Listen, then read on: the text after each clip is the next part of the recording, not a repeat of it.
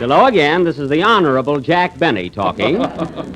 And, Don, that was awfully nice of you, but I wish you hadn't mentioned anything about my latest triumph.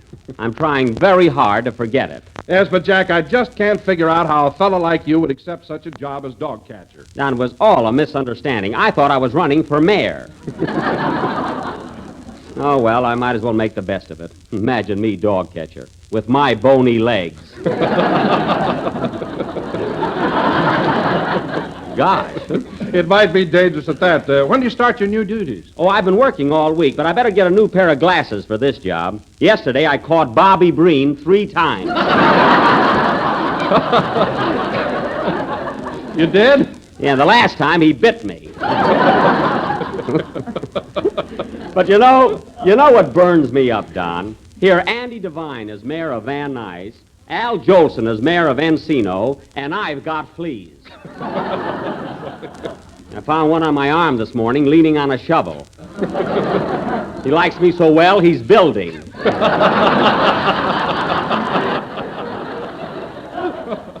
Oh, well, that's just my luck. What's the matter, Jack? What are you raving about now? Oh, nothing, Mary. I'm just sore about the election, that's all. See, I'd make a darn good mayor of Beverly Hills, but they can't see it. Well, gee whiz, Jack. Haven't you got enough to do as it is? Well. You're in radio, you're in pictures. Well. And you give violin lessons on Tuesdays. What else do you want? Mary, if you're referring to my little group of pupils, I'm certainly not getting rich on them. You're not, eh? No. If I didn't sell them rosin and strings now and then, I'd hardly break even.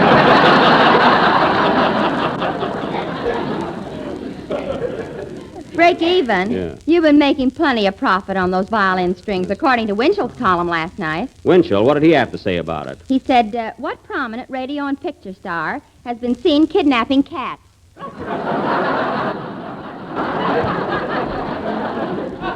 Well, he didn't necessarily mean me. He should have a line in his column saying, what feminine radio star wears funny-looking hats? I wish you could see the one Mary's got on tonight. It's a Lulu, folks. It looks like an extra eyelid.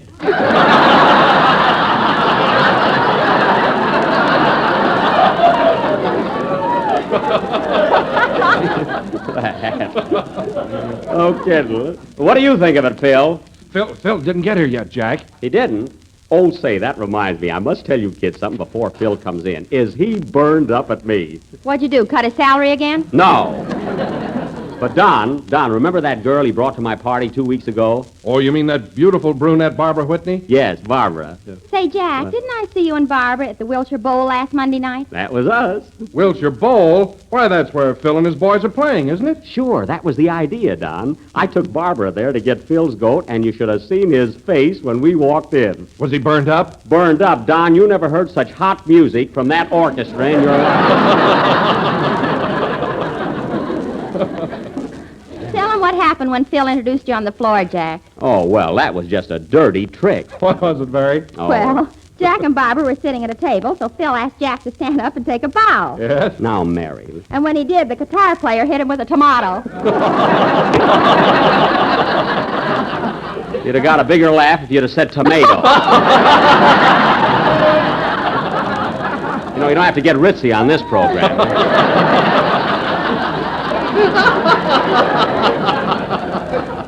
Well, it's just lucky for Phil that I laughed it off and sat down. Well, personally, Jack, I think it was a pretty cheap thing for Phil to do. Oh, I didn't care about getting hit with a tomato, Don, but the manager came over and wanted me to sign a contract to do it every night.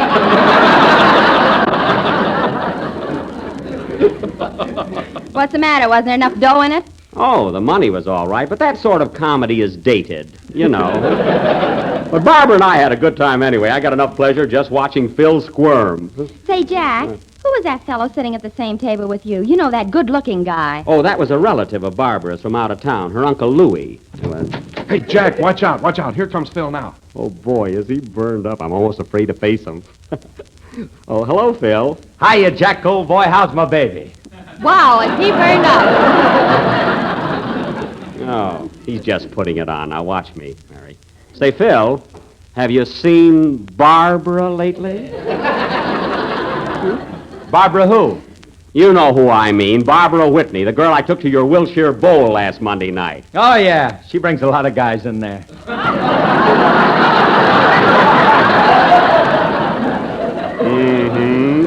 Mary, you see how mad he is? Hot diggity. I'm not mad about your taking Barbara out. Oh, not much. But if you ever come into my club again and start handing out cards, I'll have you thrown out. What cards? You know, the ones that say Jack Benny, violin lessons and supplies. You see, he's trying to change the subject. Oh, boy, is he sizzling. Wahoo! Now, wait a minute, Jack. Yeah. Let's get one thing straight. I'm not a bit jealous about Barbara. Oh, no. Well, I'm not. Oh, heaven forbid. Oh, of course not. Look, you took her out Monday night, didn't you? Yeah. Well, I took her out Tuesday, Wednesday, and Thursday. What do you know about that? Well, let me tell you something, Smarty. It's customary for a fella to send flowers to a girl, isn't it? Yeah. Well, I haven't seen Barbara since Monday night, and yesterday she sent me the most gorgeous box of roses you ever saw. I know she did. Yeah, what are you laughing at? I told her you were dead. Oh, so that's why that card had a black border. I thought it was something new. Phil, the next time you tell a girl that I'm dead and I'm not, you'll get yours. Huh. What a heel he turned out to be. Who's burned up now? I'm not burned up. I just can't imagine anyone doing a thing like that. That's all. Sing, Kenny. Kenny isn't even here yet. Well, all right, don't holler at me. What are you going to play, Phil? Well, I'm going to... go ahead and play it. We haven't got all night. Sing, Kenny. I mean, play, Phil. What a dirty trick to do to a pal. That was You Got Me from the Mask and Wig Show, played by the Jello Orchestra and directed by a young man who had best read the want ads.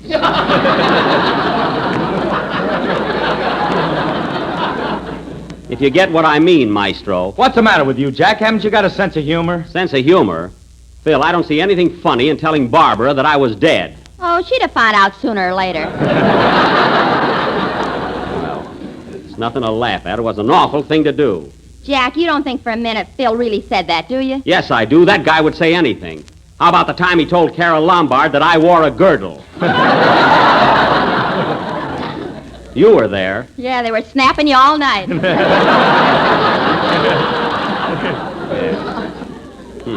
And now he's trying to get me in wrong with my girl, Barbara. Your girl? What Yeah. are you talking about? She was with me when you met her, wasn't she? Hello, Jack. Sure she was with you, but she can improve herself, can't she? Hiya, Phil. Improve herself? Ha ha, that's a laugh. Well, the laugh's on you, big boy. Mary, did you ever see such an all-around egotist? Hello, Mary. No, I haven't, Jack, but you're as bad as he Just the same, Mr. Harris, if you want to know something, I'm going to propose to Barbara. When? is. When his rheumatism gets better, he can't bend his knees this week. Oh, sticking up for him, huh? Hello, Don. Say, will you talk to me? Yes, Kenny. Now look, kid. Jell-O has 6 delicious flavors. Strawberry, raspberry, cherry, orange, lemon, and lime. So look for the big red letters on the box. Thanks, Don. You're a peach. Hello, Kenny. Say, Jack, what's the big argument all about? Oh, Phil and I were having a little discussion about my girlfriend, Miss Whitney. Was she the girl you had with you at the Wilshire Bowl the other night? Yeah. Oh, were you there, Kenny? Hey, why didn't you come over to my table and say hello? I was afraid to. Why? Phil told me you had smallpox. Smallpox? Well, that's the worst yet. Kenny, you're a friend of mine. Why didn't you come over anyway? Well, I went out to get vaccinated, and by the time I got back, you were gone.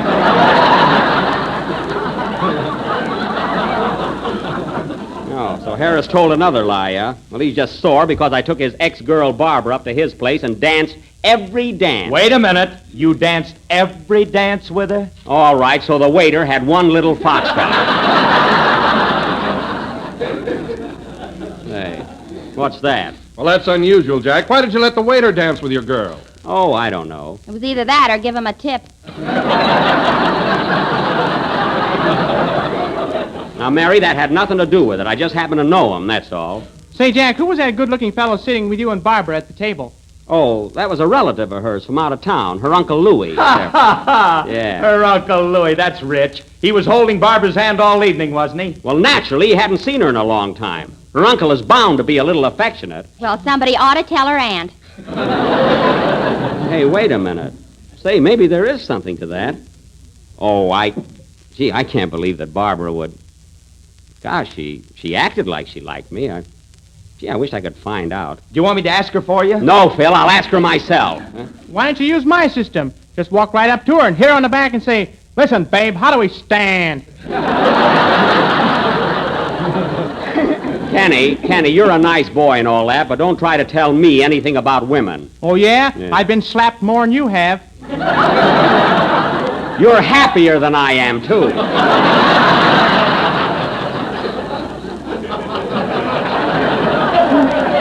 Well, I suppose I'll have to go on guessing. Oh, Jack, I just thought of something. I know how you can find out whether Barbara likes you or not. How? Oh, come here a minute and I'll whisper to you. All right. Mm-hmm. Uh-huh. Go away, Kenny. Mm-hmm. Say, it might work at that. Shall we do it now? Sure, why not? Okay. Hey, fellas, carry on with the show, will you? Mary and I have to go someplace. Where are you going, Jack? Never mind, I'll tell you later. Hey, Rochester, get my car ready. We're leaving right away. Did you get fired? No! Come on, Mary. Sing, Kenny. See you later. Gee, I hope this works.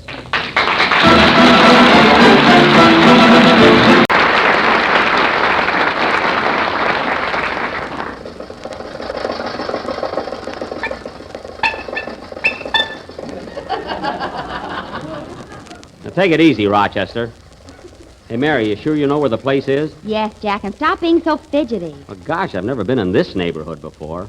Anyway, I feel funny about going to a fortune teller. Well, this one is marvelous. She'll tell you things that'll make your hair stand up. She will? She can't do it to me. Never mind, Rochester. Hey, we're not going to a fire. Slow down. Okay, boss. Yeah. I hate to see that evening sun. And stop that singing. If I want entertainment, I'll put in a radio. A radio in this car would stand out like a bathroom in a log cabin.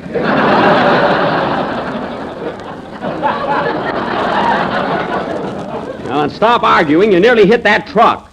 See, the way you drive, I'm surprised you don't get a ticket. I'll never get a ticket driving this car. Why not? All the cops think it's a mirage.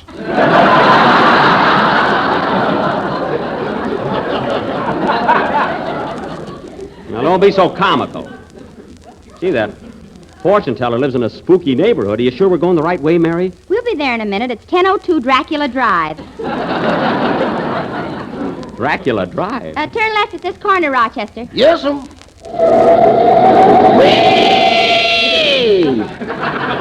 Rochester, when you make a left turn, you're supposed to stick out your hand. I did that last time, and the steering wheel went with it.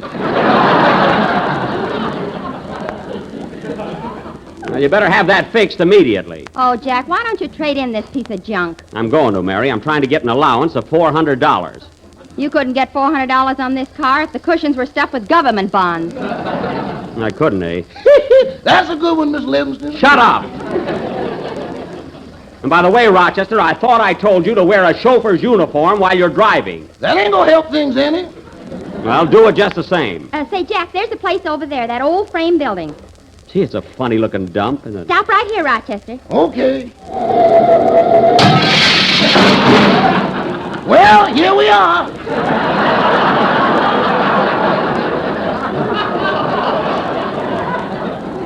Yes, right up against the telegraph pole. Well, we ought to have brakes. I'm tired of throwing that anchor out.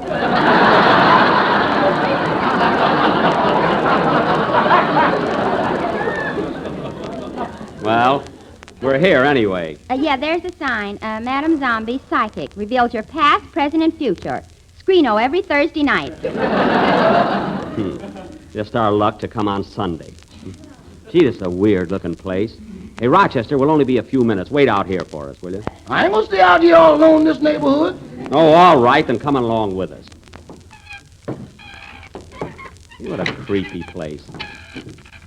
Ring the bell, Mary. There's the button. Okay.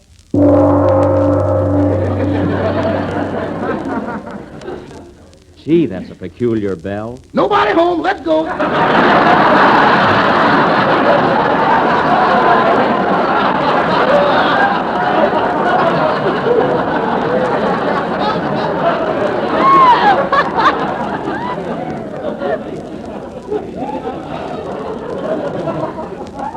Give him a chance and stop trembling.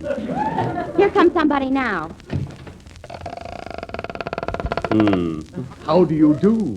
How do you do? My name is Jack Benny. I came here to see Madame Zombie. She's occupied at present. Won't you come in? Yes. Come on, Mary. You too, Rochester. Madame Zombie is busy with a client. In the meantime, you may be seated. Thank you.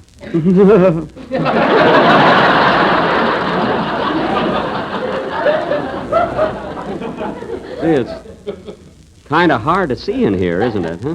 This place is darker than a telephone booth in Harlem. Quiet, Rochester, and where are you? Here I am. Well, open your eyes so I can see you.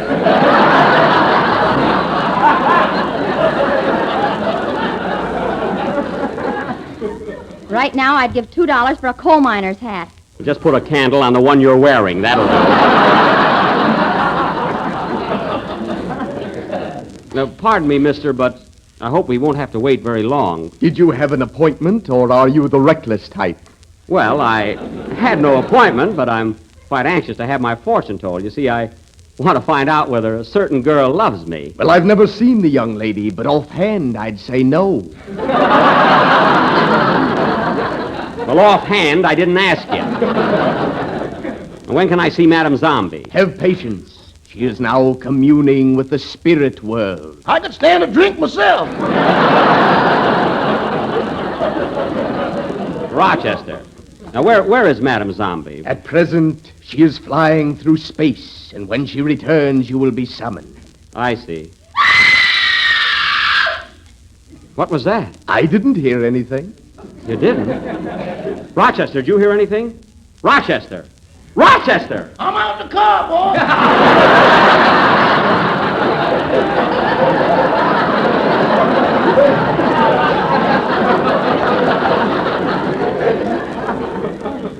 Now, how did he get through that door without opening it? It's got a keyhole, ain't it? Oh, that's right.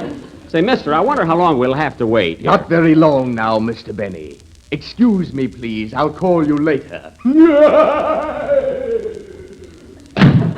Mary, this is an awful place you brought me to. I wish I hadn't come. Yeah, it is kind of spooky.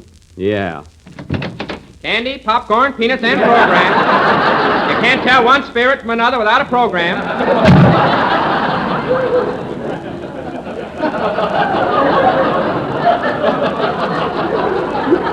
Well, that's just a racket. Mary, why you ever brought me to a joint like this, I'll never know. God, are you sure this Madame Zombie knows her business? Oh, certainly, Jack. She's wonderful. Well, that's good. Are you going to have your fortune told, too? No, I'm just going to collect my commission and get out of here. Oh, I get it. Why, Mary, you ought to be ashamed of yourself. Quiet. Here comes that werewolf again. Oh, yeah.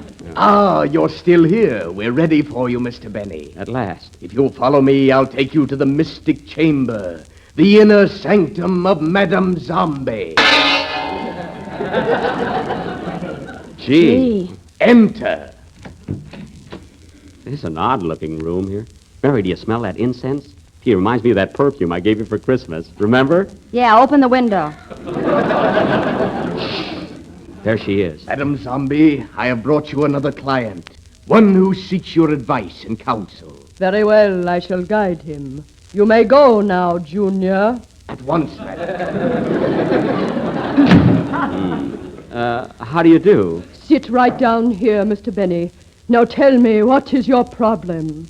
Madame Zombie, I'd like to find out whether a certain girl is fond of me, or whether I'm pursuing a false dream. Can you help me? Yes. Now gaze with me into this crystal ball. Concentrate and think only of your question. Yes, Madame Zombie. Wait. Wait. I'm waiting. Now I'm in a trance. I see little things creeping and crawling about. Little thing. Oh, what are you laughing at? She's got ants in her trance.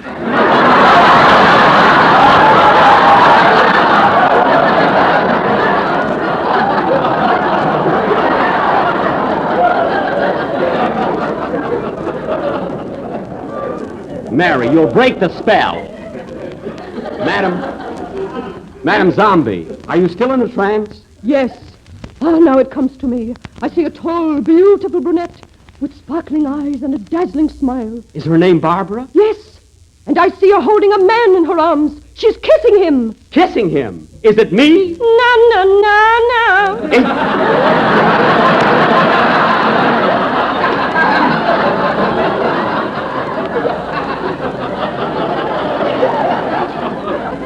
Is it Phil? No, no, no, no. Well, for heaven's sake, who is it?